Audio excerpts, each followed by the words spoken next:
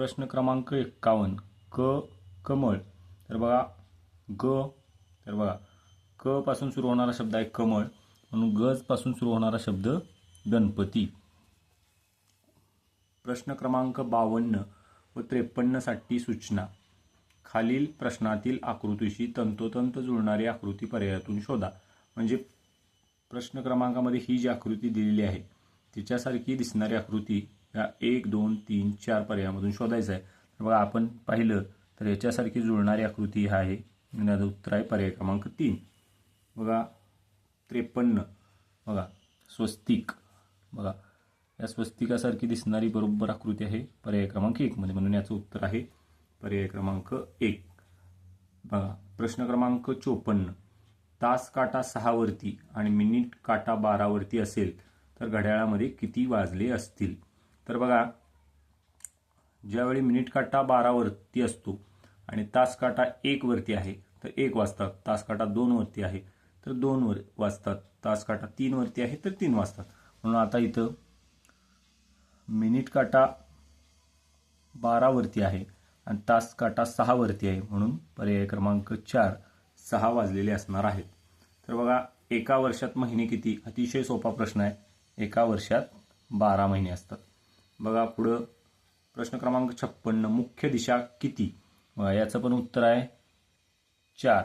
आपल्याला माहिती आहे मुख्य दिशा पूर्व, पश्चिम, दक्षिण आणि उत्तर. बघा पुढचा प्रश्न क्रमांक 57.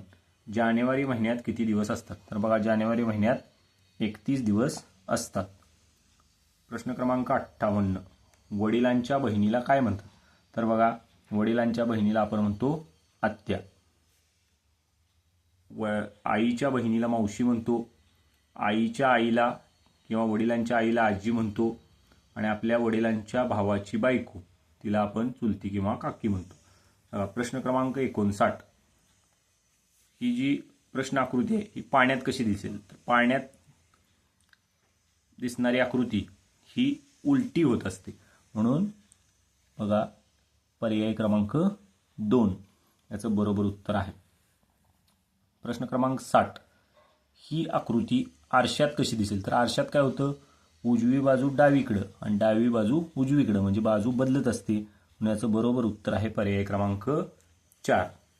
बघा प्रश्न क्रमांक 61 ते 63 साठी सूचना. गटात न बसणारा पर्याय शोधा. बघा AMBT इथं आपण काळजीपूर्वक बघितलं तर हे जे आहे हे स्मॉल अक्षर आहे, स्मॉल लिपीतलं, म्हणून हे पर्याय क्रमांक 3. बघा 62. मार्गशीर्ष, फाल्गुन, पौष आणि जून.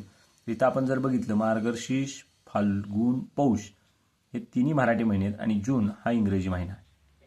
पुढे बघा घोडा, वाघ, झेब्रा आणि हरिण किंवा काळवीट याच्यामधलं उत्तर आहे पर्याय क्रमांक 2.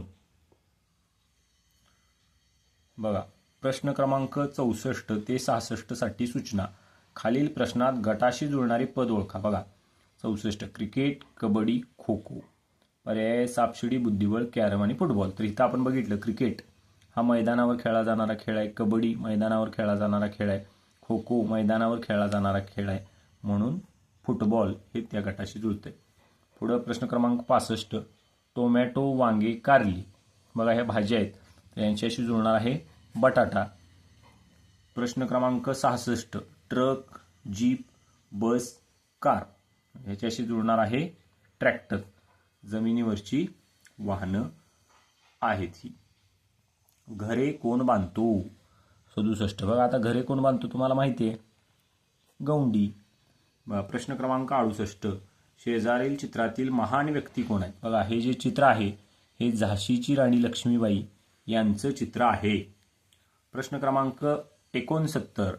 बघा आता तुम्हाला माहिती आहे आकाशकंदील आपण कोणत्या सणाला लावतो? तुमच्या आवडीचा सण, तुम्हाला दिवाळीची सुट्टी असते त्यावेळी आपण आकाशकंदील लावत असतो. प्रश्न क्रमांक 70. आपल्याला थंडी कोणत्या ऋतूमध्ये वाजते?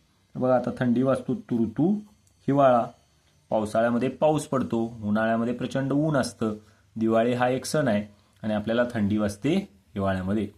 प्रश्न क्रमांक 71. घरात येते लपून छपून, दूध पिते डोळे झाकून, उंदीर मामा हवा फराळाला, वाघाची मावशी म्हणतात हिला. ओळखा पाहू मी कोण? तर बघा आपल्याला माहिती आहे वाघाची मावशी आपण म्हणतो मांजराला, म्हणून याचं उत्तर आहे पर्याय क्रमांक 3. बघा आईच्या वडिलांना काय म्हणतात? तर आईच्या वडिलांना आपण काय म्हणतो? आजोबा. प्रश्न क्रमांक 73.